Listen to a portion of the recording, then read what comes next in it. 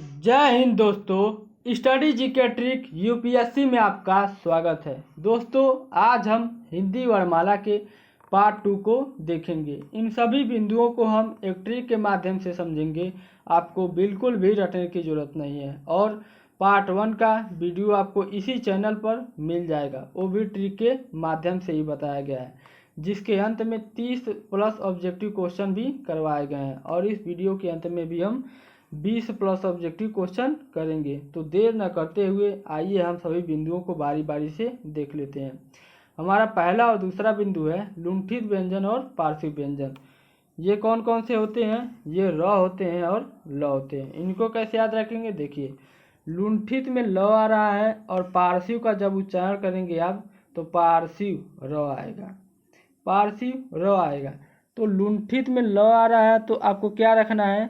र को, और पारसी में र आ रहा है तो पारसी वाले में क्या रखना है? ल को उल्टा कर देना है। जिसमें ल आए उसको उसमें र को रखिए। देखिए फिर समझिए, जिसमें ल आए उसमें र को रखिए और जिसमें र आए उसमें क्या रखना है? ल को रखना है। यानी लुंठित में ल आ रहा है तो आप र को रखिए और पारसी में र आ रहा है तो आप ल को रखिए। यानी कि लुंठित व्यंजन कौन सा हो जाएगा? र हो जाएगा। और पारसी में र आ रहा है तो पारसी व्यंजन कौन सा हो जाएगा? ल हो जाएगा। आइए अपना अगला बिंदु देखते हैं। अल्प प्राण व्यंजन और महाप्राण व्यंजन कौन कौन से होते हैं? इनको देखिए। अल्प प्राण व्यंजन प्रत्येक वर्ग में प्रथम, तृतीय, पंचम वर्ण तथा अंतस्थ व्यंजन य, र, ल, व ये क्या होते हैं? अल्प प्राण होते हैं। कैसे इनको याद रखेंगे? देखिए, प्रत्येक वर्ग की बात हो रही है, यानी कि क वर्ग, यानी कि क, ख, ग, घ, अंग, ये सब क्या एक वर्ग है और एक वर्ग में 5 वर्ण होते हैं। हम पहले वीडियो में आपको बताए थे, एक वर्ग में कितने वर्ण होते हैं? 5 वर्ण, यानी कि 1, 2, 3, 4, 5। इसको मान लीजिए क, ख, ग, घ, अंग। इस प्रकार से पांचवा वर्ण क्या हो जाएगा? अंग हो जाएगा। तो देखिए इसको कैसे याद रखेंगे। अल्प प्राण आप जब पढ़ते होंगे हिंदी वर्णमाला तो सबसे पहले क्या आता है? अ आता है। सबसे पहले क्या आता है? अ आता है। और जब 1 से 100 तक गिनती आप करते होंगे तो सबसे पहले क्या आएगा? 1 आएगा। तो आपको सबसे पहले पहले आपको लेना है, यानी कि अल्प प्राण में सबसे पहले क्या हो जाएगा? 1 हो जाएगा। अब ये 1 जो है ये एक विषम संख्या है। जब आप पढ़े होंगे, यानी कि ऑड नंबर जो 1 है वो क्या है? एक विषम संख्या है। और आपको क्या लेना है? अल्प प्राण में आपको विषम संख्या ही लेना है। तो 1 देखिए एक विषम संख्या है, फिर 2 को छोड़िए, फिर 3 देखिए ये भी विषम संख्या है, फिर 4 को छोड़िए, 5 देखिए ये भी क्या है? विषम संख्या ही है। तो अल्प प्राण में हमको किसको लेना है? सिर्फ और सिर्फ विषम संख्या को। अल्प प्राण पहले आता है तो सबसे पहले आप शुरुआत करिए किससे? 1 से, यानी 1 भी पहले आता है। तो एक एक क्या है? एक विषम संख्या है, तो आपको अब विषम संख्या ही लेना है। 1 से 5 में विषम संख्या कौन से हो जाएंगे? 1 हो जाएगा, फिर 3 हो जाएगा और 5 हो जाएगा। इस प्रकार से आप समझ सकते हैं। यानी कि अल्प प्राण कौन कौन से हो जाएंगे? 1, 3, 5। कहने का मतलब है 1 का मतलब क, 3 का मतलब ग और 5 का मतलब अंग। इस प्रकार से समझ सकते हैं। यानी कि क, ग और अंग ये सब क्या हो जाएंगे? ये अल्प प्राण हो जाएंगे। इस प्रकार से अब महाप्राण कौन से हो जाएंगे? जो बच गया, यानी कि 2 बच गया और 4 बच गया, ये सब क्या हो जाएंगे? महाप्राण हो जाएंगे। कहने का अर्थ है महाप्राण, यानी कि ख बच गया और को कौन सा बच गया? घ बच गया, ये सब क्या हो जाएंगे? महाप्राण। इसी प्रकार से हमारे क, च, ट, त, प इन सारे पॉइंटों में हमारे क्या हो जाएंगे? सारे पॉइंटों में हमारे अल्प प्राण हो जाएंगे। यानी कि च वर्ग में कौन कौन से हो जाएंगे? च क्या हो जाएगा? अल्प प्राण हो जाएगा। उसी प्रकार च, छ क्या हो जाएगा? महाप्राण हो जाएगा। च, छ, ज क्या हो जाएगा? अल्प प्राण हो जाएगा। तो इस प्रकार से आपको सारे बिंदुओं में आपको देख लेना है। तो अल्प प्राण कौन से हो जाएंगे? 1, 3, 5, यानी कि क, ग और अंग। इस प्रकार से आप समझ सकते हैं। और ये देखिए यहाँ पे एक अंतस्थ व्यंजन आता है। अंतस्थ व्यंजन कौन होते हैं? य, र, ल, व। आपको पहले वाले वीडियो में हम बहुत अच्छे से बताए हैं कि अंतस्थ व्यंजन कौन से होते हैं और कौन कौन से होते हैं। तो देखिए अब इनको कैसे याद रखेंगे? देखिए यहाँ पे अ आ रहा है शुरू में और यहाँ भी अ आ रहा है शुरू में। एक होता है अंतस्थ व्यंजन और यहाँ पे देखिए शुरू, और एक होता है ऊष्म व्यंजन। एक होता है अंतस्थ व्यंजन, एक होता है ऊष्म व्यंजन। तो अंतस्थ व्यंजन य र ल व और ऊष्म व्यंजन तीनों स और ह। तो अल्प प्राण में अ आ रहा है, इनको कैसे याद रखेंगे? देखिए अल्प प्राण में अ आ रहा है, अंतस्थ व्यंजन में भी अ आ रहा है। तो अल्प प्राण और अंतस्थ व्यंजन, अल्प प्राण अंतस्थ व्यंजन। और अंतस्थ व्यंजन कौन से होते हैं? य र ल व। इस प्रकार से आप समझ सकते हैं, यानी कि अल्प प्राण में अ आ रहा है और अंतस्थ व्यंजन में भी अ आ रहा है। तो अंतस्थ व्यंजन कौन से हो जाएंगे? य र ल व। और एक बच गया ऊष्म व्यंजन, तो तीनों ऊष्म में स आ रहा है। देखिए इसमें हम पहले वीडियो में आपको फिर बताए थे कि उसमें में स आ रहा है, तो आप तीनों स को रखिए और एक ह को ले लीजिए। ये सब क्या हो जाएंगे? महाप्राण और पहला, दूसरा और चौथा, यानी कि दूसरा और चौथा वर्ड क्या हो जाएंगे हमारे? ये हो जाएंगे महाप्राण। उम्मीद है आपको समझ में आया होगा। बेहद इंपॉर्टेंट है, यहाँ से भर भर के क्वेश्चन पूछे जाते हैं एग्जामों में।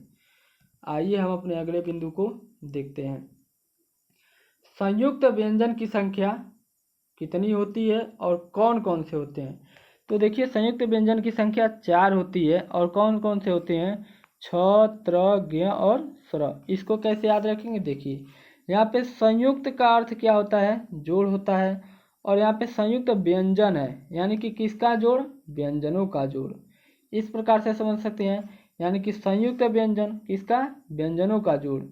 तो देखिए जब हम क को लिखते थे तो किसकी किसकी जरूरत पड़ती थी? एक व्यंजन की और एक स्वर की, यानी कि आधा क की और अ की। ये देखिए अ क्या है? स्वर था और क क्या था? व्यंजन था। यानी कि क को लिखने में आपको स्वर और व्यंजन दोनों की आवश्यकता होती थी। लेकिन यहाँ पे क्या है? संयुक्त व्यंजन, यानी कि सिर्फ और सिर्फ व्यंजन से ही क्या बनेगा हमारे? छ, त्र, ज्ञ और स्र, ये चारों वर्ण बनेंगे। किससे? सिर्फ और सिर्फ व्यंजन से ही। इनमें हमें स्वर की आवश्यकता नहीं पड़ती है। तो आइए देख लेते हैं कि छ को लिखने में किसकी आवश्यकता पड़ती है। देखिए छ को जब हम लिखेंगे तो किसकी आवश्यकता पड़ेगी? आधा क प्लस स को। किसकी आवश्यकता पड़ी? क और स को लिखने में हमें छ को लिखने में क और स की आवश्यकता पड़ी। तो देखिए यहाँ पे संयुक्त व्यंजन, यानी कि व्यंजनों का जोड़ सिर्फ और सिर्फ। और क क्या है? व्यंजन है। और स भी क्या है? व्यंजन ही है। क क्या है? व्यंजन है। और स भी क्या है दोस्तों? व्यंजन ही है हमारा। तो सिर्फ आप समझ सकते हैं, यानी कि सिर्फ और सिर्फ व्यंजनों का जोड़ ही क्या कहलाता है? हमारा संयुक्त व्यंजन कहलाता है। और ये कौन कौन से होते हैं? छ, त्र, ज्ञ और स्र। उसी प्रकार से ज्ञ को लिखने में आधा ज प्लस इ को हम रखेंगे, यानी कि ज क्या है? वो भी व्यंजन है और य क्या है?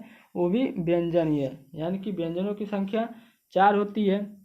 और इसको कैसे याद रखेंगे कि 4 होती हैं? देखिए यहाँ पे संयुक्त में कितने वर्ड हैं? स है और य है और क है और त है। संयुक्त यानी कि स, य, क और त। तो 1 2 3 4 संयुक्त को लिखने में 4 वर्डों की आवश्यकता हुई। तो संयुक्त व्यंजन भी कितने हो जाएंगे? 1 2 3 4। इस प्रकार से आप समझते हैं, यानी कि छ, त्र, ज्ञ, स्र। आइए हम अपने अगले बिंदु को देखते हैं। अघोष व्यंजन और सघोष व्यंजन, इनको कैसे याद रखेंगे? देखिए अघोष व्यंजन कौन सा होता है? प्रत्येक वर्ग के प्रथम और द्वितीय वर्ण तथा फ और तीनों स, ये सब क्या है? अघोष व्यंजन। और सघोष व्यंजन कौन होता है? प्रत्येक वर्ग के तृतीय, चतुर्थ, पंचम वर्ण तथा य, र, ल, व और ह, ये सभी क्या होते हैं? ये सभी सघोष होते हैं। और देखिए एक बात आप याद रखिएगा कि सघोष को ही घोष कहते हैं। कभी कभी आ जाता है क्वेश्चन में कि घोष वर्ण कौन सा होता है, तो आपको घबराना नहीं है कि ये क्या आ गया। तो घोष वर्ण को ही क्या कहते हैं? सघोष कहते हैं, ठीक है। और कभी भी घोष करके अघोष नहीं आता है। अघोष आएगा तो सिर्फ और सिर्फ अघोष लिखकर ही आएगा, लेकिन जब सघोष आता है तो कभी कभी घोष वर्ण करके आ जाता है। तो आपको घबराना नहीं है कि तो घोष वर्ण क्या होता है? यही सघोष होता है। इनको कैसे याद रखेंगे? देखिए प्रत्येक वर्ग के प्रथम और द्वितीय वर्ण तथा फ और तीनों स, ये सब क्या होते हैं, हमारे अघोष होते हैं। इनको कैसे याद रखेंगे, कहने का मतलब है यहाँ पे 1 2 3 4 5, ये क मान लीजिए, ख मान लीजिए, ग घ अंग, ठीक है। तो प्रत्येक वर्ग के प्रथम और द्वितीय, देखिए यहाँ पे प्रथम का मतलब है कि क और द्वितीय का मतलब है ख, ये सब क्या हमारे अघोष व्यंजन है। इनको देखिए, अ पहले आता है, अ हिंदी वर्णमाला में क्या होता है, पहले आता है, और जो एक है ये भी पहले आता है, एक का मतलब क, ये भी पहले आएगा, और पहले वाले को और दूसरे वाले को आप ले लीजिए तो ये क्या बन जाएंगे, अघोष बन जाएंगे। जो बच गए 3 4 5, ये क्या बन जाएंगे, सघोष व्यंजन बन जाएंगे। इस प्रकार से आप थोड़ा सा समझ सकते हैं, यानी कि प्रत्येक वर्ग का क को लीजिए चाहे च को लीजिए, क च ट त प, इन सभी पांचों बिंदुओं, पांचों वर्गों को आप लेंगे तो अघोष व्यंजन कौन से हो जाएंगे, हमारा पहला और दूसरा। कहने का मतलब है क और ख, ये क्या हो जाएंगे, अघोष व्यंजन। और ग घ अंग, ये क्या हो जाएंगे, सघोष व्यंजन।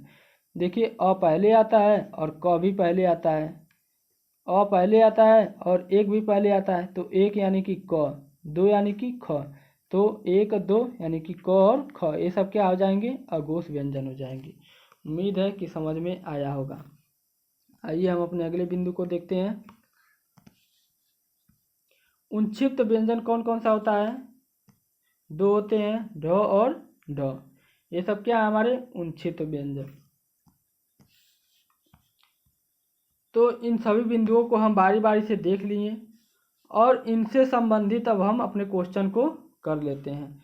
देखिए, हिंदी वर्णमाला के महत्वपूर्ण प्रश्न को हम देखते हैं। तो पहला प्रश्न है हमारा, पहला प्रश्न है, निम्न में से अल्प प्राण व्यंजन कौन सा है। अब आप ट्रिक लगाइए और अपने आंसर को लाइए। देखिए, अल्प प्राण की बात हो रही है, यानी कि अ पहले आ गया, ये दो ही चीज होता है, एक अल्प प्राण और एक महाप्राण। तो अ पहले आ गया यानी कि अल्प प्राण, तो अ पहले आ गया। तो देखिए 1 2 3 4 5, किसी भी वर्ग में 5 ही वर्ग होते हैं, यानी कि अ पहले आ गया। तो 1 को लीजिए आप, 3 को लीजिए और 5 को लीजिए। एक क्या है, एक हमारी विषम संख्या, 3 भी विषम संख्या, 5 भी विषम संख्या।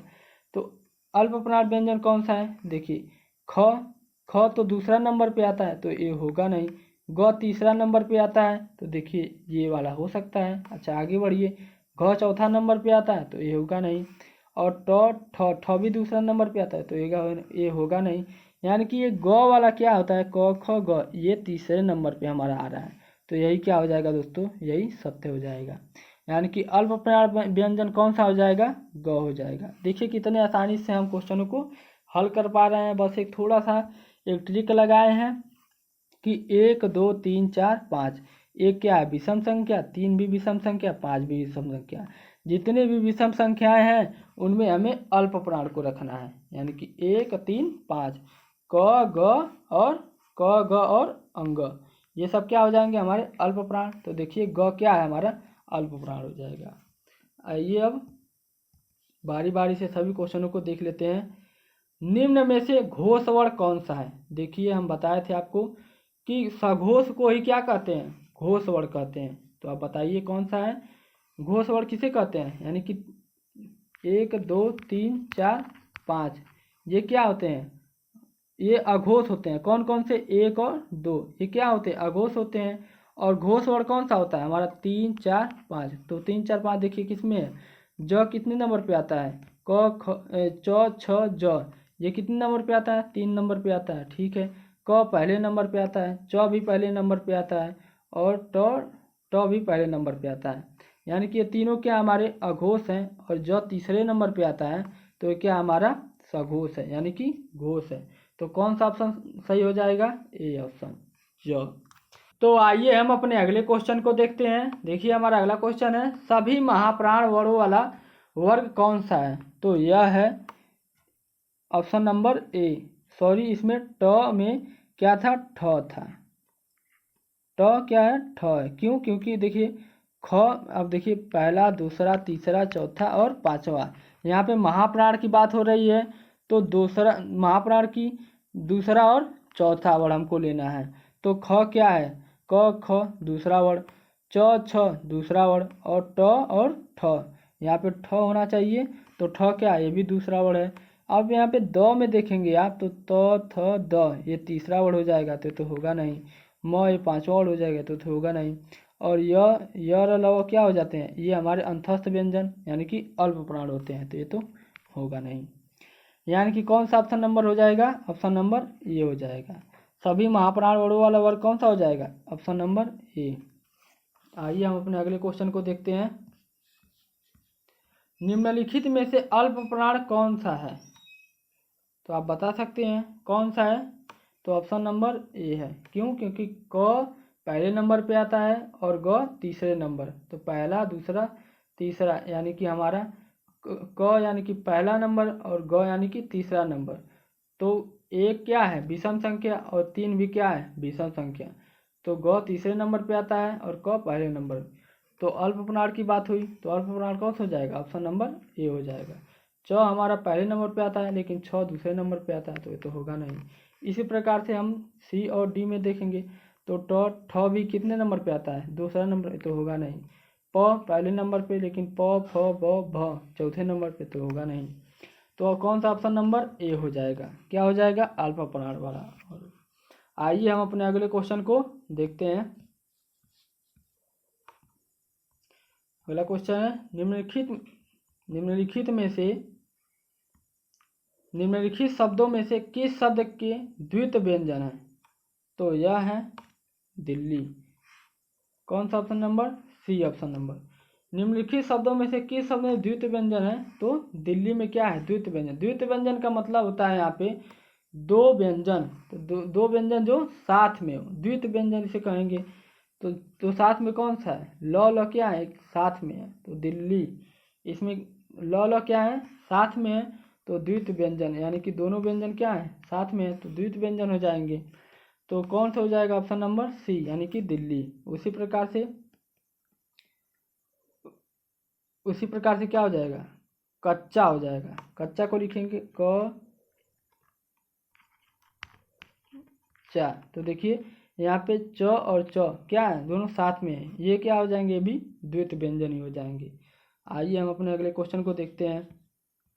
छ ध्वनि किस वर्ग के अंतर्गत आती है, तो यह आती है संयुक्त व्यंजन के अंतर्गत, तो संयुक्त वर्ड हो जाएगा हमारा। छ ध्वनि किस वर्ड के अंतर्गत आती है, तो संयुक्त वर्ड के अंतर्गत। आइए हम अपने अगले क्वेश्चन को देखते हैं। निम्नलिखित में से संयुक्त व्यंजन कौन सा है, तो कौन सा है, यह है ज्ञ। आइए हम अपने अगले क्वेश्चन को देखते हैं। छ वर्ड किसके योग से बना है, तो अभी बताए हैं किसके योग से बना है, क और स के योग से क्या बना है, छ वर्ड बना है। आइए हम अपने अगले क्वेश्चन को देखते हैं। ज्ञ वर्ड किन वर्णों के संयोग से बना है, तो यह किसके संयोग से बना है, ज और इ के। किसके योग से, आधा ज प्लस इ से क्या बना है, ज्ञ वर्ड बना है। आइए हम अपने अगले क्वेश्चन को देखते हैं। महाप्राण ध्वनियाँ व्यंजन वर्ग में किससे संबंधित है, तो बताइए आप किससे संबंधित है, पहला दूसरा कि दूसरा तीसरा, दूसरा चौथा कि पहला और चौथा।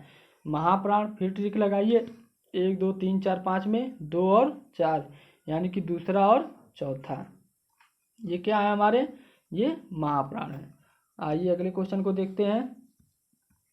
निम्नलिखित में से पार्थिव ध्वनि कौन सी है, तो पारसी में र आ रहा है, पारसी में र आ रहा है, तो आपको किसको लेना है, ल को। तो देखिए किस ऑप्शन में ल है, ऑप्शन नंबर डी में ल है। आइए अगले क्वेश्चन को देखते हैं। निम्नलिखित में से लुंठित ध्वनि कौन सी है, तो आप बता सकते हैं लुंठित ध्वनि। लुंठित में ल आ रहा है तो किसको लेना है, आपको र को लेना है, ऑप्शन नंबर बी सही हो जाएगा।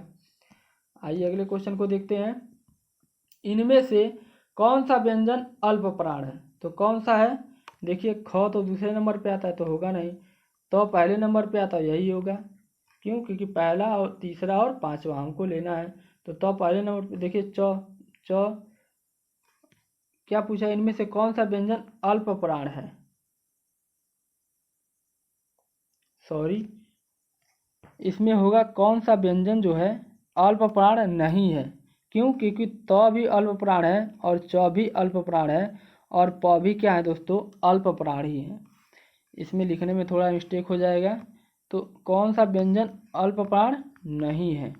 तो यहाँ पे नहीं कर लीजिए, क्योंकि देखिए ख क्या है, हमारा महाप्राण है, और त भी क्या है, ये भी अल्प प्राण है, और च भी क्या है, ये भी अल्प प्राण है, और प भी क्या है, अल्प प्राण है। तो इसमें पूछा होगा कि कौन सा व्यंजन अल्प प्राण नहीं है।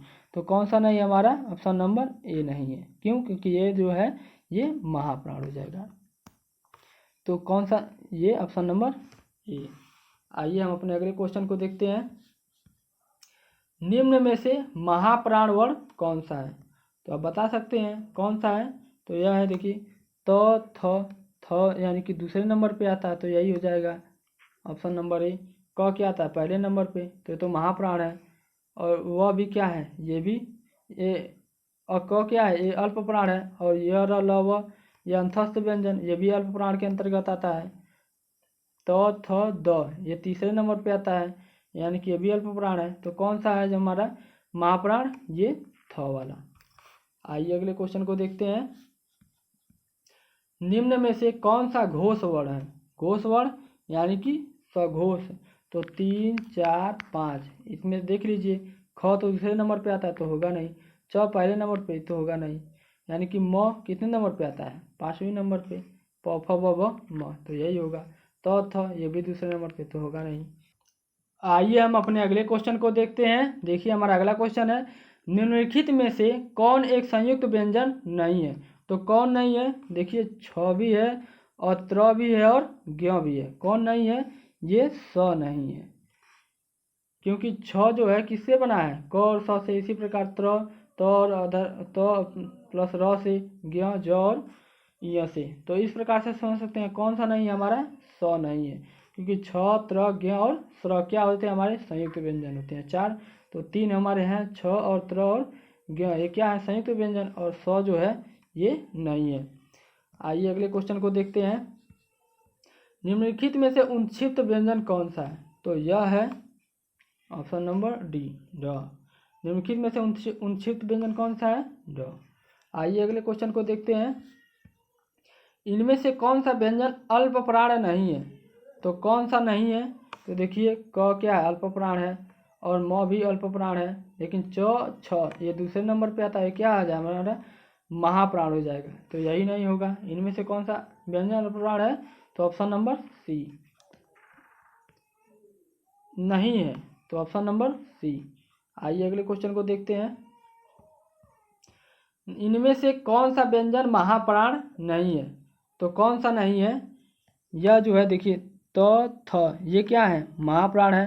प फ ये भी क्या है? महाप्राण है। लेकिन क ख ग ये क्या है? अल्प प्राण है। तो यही ऑप्शन नंबर क्या हो जाएगा? सी जो है सही हो जाएगा, कि महाप्राण व्यंजन नहीं है। तो ऑप्शन नंबर सी ट ठ ये भी क्या हो जाएगा? हमारा महाप्राण ही हो जाएगा। आइए अपने अगले क्वेश्चन को देखते हैं। निम्न में से कौन सा व्यंजन संघर्षी है? संघर्षी का मतलब सघोष है। संघर्षी का मतलब सघोष है। तो देखिए सघोष का मतलब 3, 4, 5 345।